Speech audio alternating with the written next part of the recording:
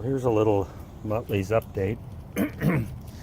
I installed these bully bars, now covered in debris from the tires, and got rid of that horrible extruded aluminum that ran the length of the car. I had to cut, let's see if we can, I don't think I can, but there's a lot of modifications that had to go on for this thing to work. But it fits nice. Furthermore,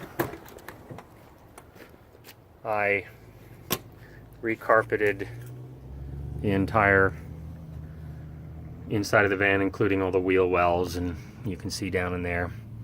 This is called Daytona fabric, and supposedly it's easy to clean. I've already gotten some dirt stuff on it, so I also had to cover up the holes, because the other thing I did during my time off, I've got all week off, was to remove all the seats. So not all the seats, the back seats. The front seats are still here, the bed is there, but now I've got tons of room, which is all I need. And by the way, that seat for the E150 conversion from Universal folds into a seat. So I've got enough seats.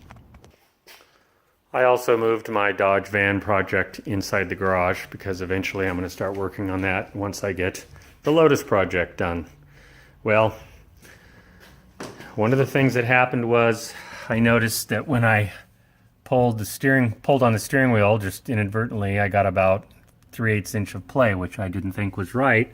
And it turned out, let's see, I don't think I can get any light on this, so we'll back out. But anyway, the steering mechanism has a U-joint right where it goes into the firewall. And one half of that U-joint wasn't bolted down enough, so I had to go in and undo both sides of the U-joint. Let's see if we can see the other side. It's down in here.